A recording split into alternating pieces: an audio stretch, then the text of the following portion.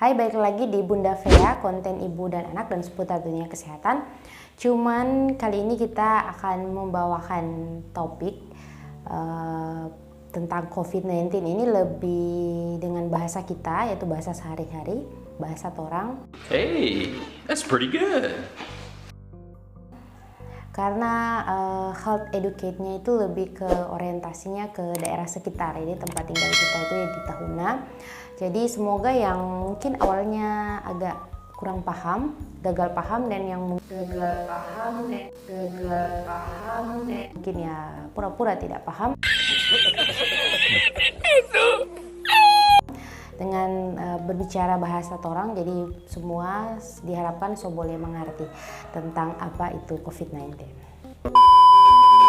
COVID-19, jadi kita rasa semua rata-rata so ada ponsel, so ada smartphone yang pasti paling tidak sedikit ada baca tentang apa itu COVID-19, entah dia baca lewat media sosial, dia baca lewat media elektronik, atau lewat grup-grup WhatsApp.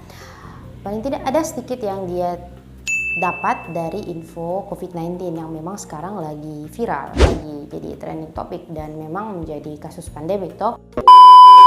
COVID-19 karena dia tipe virus, jadi virus RNA, dia itu akan membutuhkan media untuk memperbanyak DP diri. Jadi isinya mereplikasi, jadi mengkopi DP diri itu dia butuh media. Dalam hal ini tulang tubuh, jadi sel yang ada di dalam tubuh. Di luar sel, di luar tubuh, otomatis dia tidak akan bertahan lama. Jadi untuk virus, dia punya kelemahan itu dia tidak akan bertahan lama, dia cepat mati dan kalau di luar media, dan kelebihannya dia itu sangat mudah menular, jadi DP penularan sangat cepat. Jadi dalam hal ini orang mesti ya tahulah DP kelebihan virus COVID-19 ini seperti apa dan DP kelemahan seperti ini. Terkait social distancing, jadi ya kalau yang nyenak mengerti mungkin social distancing itu mau nih jaga jarak. Jangan bakar rento, intinya jangan kemana-mana, di rumah aja. Itu DP bahasa kalau nyenak mengerti itu social distancing. Kenapa itu sangat penting? Jadi ini terkait dengan bagaimana cara orang mau kasih putus DP rantai penularan. Jadi rantai penularan itu bisa orang putuskan dengan salah satunya itu orang mau di rumah jo. Jangan dulu bajalang ke sana kemari, bakar rota ke sana kemari. Jadi itu DP tujuan. Contoh sederhana Joe, kita kasih misalkan nganam masih nyenak patu deng tuh tagar di rumah aja atau di rumah jo. Misalkan ngana ya masih mau keluar begitu toh, mau pergi misalkan aku janji lah dengan petamamo ya ketemu di kafe ya biasalah, di warung lah yang di Tahuna tuh di tampak-tampak nongkrong. Misalkan aku janji dengan si A dengan si B. Mungkin waktu ngana sebelum aku dapat ngana ingin tahu ngana kan nggak bisa pastikan apakah mungkin ngana petamang si A ini sebelum aku dapat so bersin di situ atau babatok di situ.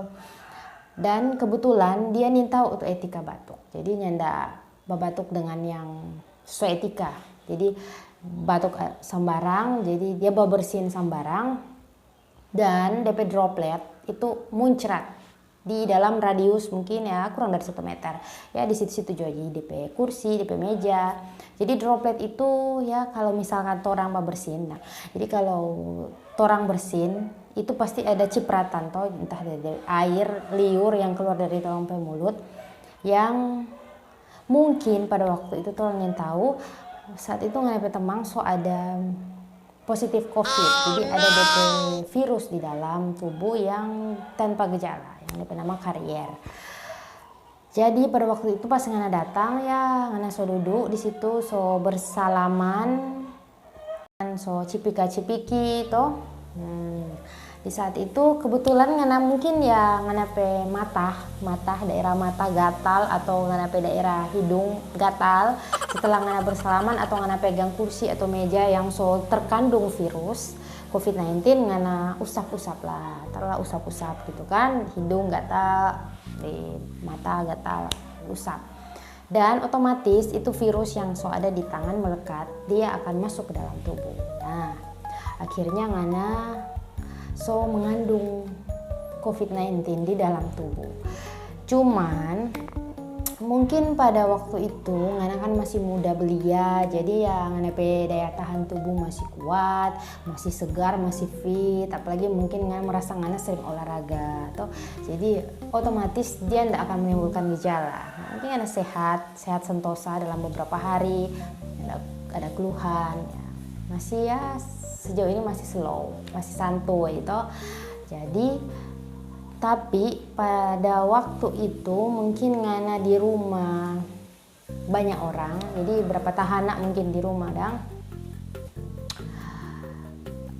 Ada ngana pe mama, ngana pe papa, opa, oma, adek ya, yang orang tua yang so lansia, yang so lanjut usia, yang umurnya sudah di atas 60 tahun, yang DP daya tahan tubuh soalnya tidak sefit dengan dan kebetulan mungkin ada riwayat penyakit, jadi kondisi komorbid itu misalkan ya ada sakit gula, jadi otomatis orang-orang yang sakit gula DP daya tahan tubuh menurun, terpapar. Dalam hal ini misalkan ngana minum gelas yang sama dengan orang tua, Nice. atau bersalaman, bersentuhan, ya jaraknya dekat gitu ya. Di rumah mungkin ya susah kan mau jaga jarak. Jadi pada saat itu yang akan timbul gejala mungkin bukan ngana tetapi orang yang usianya lebih tua, yang kondisi kesehatannya tidak sefit torang, jadi yang muda, jadi yang so tua-tua ini. Dialah yang akan menimbulkan gejala, dialah yang kemudian akan mau timbul DP sakit sampai perburukan. Nah seperti itulah cerita sederhananya. Jadi mengapa ya penting sekali for orang untuk menerapkan itu tagar di rumah juga. Jangan kemana-mana, jangan lupa karento ke sana kemari, karena dengan itu orang boleh memutuskan EDP rantai penularan lewat hal-hal seperti itu. Jadi mungkin ya kaki gatal jangan dulu ke sana kemari. Wah, ada waktunya, jangan dulu sekarang, karena sekarang kondisinya lagi ya nyandak kondusif, nyandak pas for orang mau kongko-kongko. Jadi begitu DP kronologis sederhana yang boleh kita kasih umpamakan for teman-teman semua. Nah sekarang ada lagi pertanyaan, mungkin ada yang bertanya, kenapa so yang ada riwayat pigi-pigi, yang bepergian, yang melancong, itu pas pulang orang mesti ditahan di rumah atau orang timbul ke sana kemari. Padahal kan kita suka mau pergi Megaria kah, kita suka mau pergi belanja kah, ke Towo kemana. Mungkin apa kita mesti ditahan-tahan? Kita kan sehat. Di sana kita terfasilitasi, ada semua. Jadi misalkan dia habis pergi ke luar negeri atau dia habis pergi di daerah yang transmisi lokal, dan yang misalkan daerah Jakarta yang sekarang lagi endemis wabah di sana, yang daerah-daerah begitu balik kemarin mesti isolasi. Padahal kan di sana lengkap, ada masker, ada hand sanitizer, ada itu desinfektan di mana-mana. Nah, kenapa orang-orang begitu mesti diisolasi? Jadi walaupun ngoni pergi riwayat ke tempat yang ya fasilitasnya bagus, yang luar negeri misalkan yang tersedia juga di sana, tetapi yang daerah-daerah itu misalkan di luar negeri tersebut so terkonfirmasi COVID-19, otomatis walaupun dia di sana lengkap atau ngoni pergi Jakarta di Jakarta di situ dilengkapi DP desinfektan, DP hand rub, ada semua. Tetap ngoni itu harus diisolasi di rumah. Bukan karena ngoni habis berjalan kong orang mesti hukum atau nyanda, karena memang Kalau ngoni ke daerah-daerah endemis tersebut, ngoni resiko tertular. Who knows? Tolong yang tahu toh. Jadi karena virus itu sangat kecil, dia tidak akan nampak. Jadi walaupun sebersih apapun, tidak ada yang boleh mau jamin ngoni itu balik sudah tidak terpapar atau aliasnya tidak terpapar. Tidak ada yang menjamin. Jadi yang paling aman ngoni harus isolasi selama 14 hari. Kenapa mesti 14 hari? Karena virus ini berdasarkan teori DP masa inkubasi. Jadi sebelum dari terpapar sampai timbul gejala itu paling kurang 14 hari sebelum menimbulkan gejala. Minimal, jadi paling kurang. Jadi makanya itu sampai 14 hari. Mungkin fugado Kang 14 hari itu terlalu lama. Jadi mungkin isolasi di rumah cuman sampai 10 hari ngoni sonyak tahan ngoni sopi megaria belanja atau sopi mana-mana lah, sopi baku daparin orang ulang, so kontak orang. Semua isolasi itu akan sia-sia. Stop it. Get some help. Kalau seandainya ngoni terpapar atau seandainya ngoni so positif. Itu semua akan sia-sia dan berapa banyak korban yang akan timbul akibat ngonipe ke kepala batuan ini, ngonipe kekeras kepalaan, tidak mau mendengar anjuran. Jadi misalkan hari ke-10 ngoni keluar, ya so kontak dengan orang-orang itu, kasihan kan, dapat sayang orang-orang itu. Jadi itulah pentingnya untuk self quarantine atau ngoni mesti mengisolasikan diri dan jangan lupa untuk melapor. Jadi misalkan ada datang, jangan lupa untuk melapor ke tenaga kesehatan. Jadi nakes misalkan ke puskesmas terdekat, jadi harus melapor di situ tanpa ngoni harus datang. Jadi nanti petugas akan mau follow up ngoni setiap hari, mau telepon, mau tanya ngoni perkembangan. Jadi bersabar dulu sampai 14 hari. Jadi jangan suuzon dulu, jangan ya berpikir yang jahat-jahat, iri lah apalah, no way. Jadi tidak ada sama sekali. Jadi tolong justru peduli, sayang, dan ingin jangan sampai orang ke daerah yang kecil ini, tahunan ini pulau cuman sangat kecil. Boleh bayangkan kalau misalkan ada yang positif, sangat ribet sekali untuk orang mau protokol sampai orang mau rujuk ke rumah sakit rujukan di Prof. Kando Manado. Sangat-sangat ribet. Jadi penting sekali ya, sangat kooperatif, kerjasama. Jadi kalau misalkan sampai sekarang ada yang riwayat ya bepergian, sudah datang di tahunan yang tidak terdeteksi, yang tidak terdata, mari coba inisiatif untuk melaporkan diri. Jadi walaupun tidak ada keluhan harus melapor karena ada riwayat pergi di misalkan daerah-daerah yang endemis. Jakarta, Tangerang, daerah Bali itu wajib untuk self quarantine. Jadi isolasilah diri kalian. Dan di rumah mesti jaga jarak. Jadi dengan orang di rumah. Jadi jangan terlalu dekat.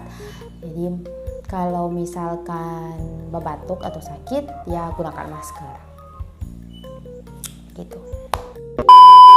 Nah, sekarang persoalan cuci tangan. Cuci tangan juga adalah langka, jadi orang perilaku hidup bersih sehat. Jadi salah satu tindakan untuk memutuskan rantai penularan. Jadi cuci tangan yang sesuai standar. Kalau di sini orang pakai standar WHO itu minimal 20 detik dan bilas di air yang mengalir. Jadi sabun yang boleh orang pakai apa saja. Jadi sabun di rumah ya kalian ngoni boleh pakai sabun cuci piring, jadi bisa pakai sabun cuci, sabun mandi, yang penting sabun karena sabun bisa mendrainase, jadi melisiskan. Jadi kalau ada virus di tangan yang orang lakukan 6 langkah yang mungkin semua boleh lah cari di YouTube, cari di mana-mana pasti ada itu 6 langkah cuci tangan. Jadi lakukan 6 langkah cuci tangan dengan air. Insya Allah itu virus akan terbasuh, akan terbasmi. Dan kalau misalkan tidak ada air mengalir, boleh pakai desinfektan yang mengandung alkohol atau hand sanitizer. Jadi seperti itu. Jadi itu penting sekali cuci tangan. Jadi dengan cuci tangan otomatis orang mau putuskan rantai penularan. Jadi itu dulu health education singkat. Jadi edukasi penyuluhan singkat yang boleh kita sampaikan. konsen khusus pertama-tama yang ada di sekitaran Tahuna. Semoga bermanfaat. Jangan lupa juga untuk di komen, boleh tanya jawab, di like kita punya YouTube channel Bunda Freya, dan di share kalau ini bermanfaat. Terima kasih nonton, dan sampai jumpa orang di video selanjutnya. Dadah.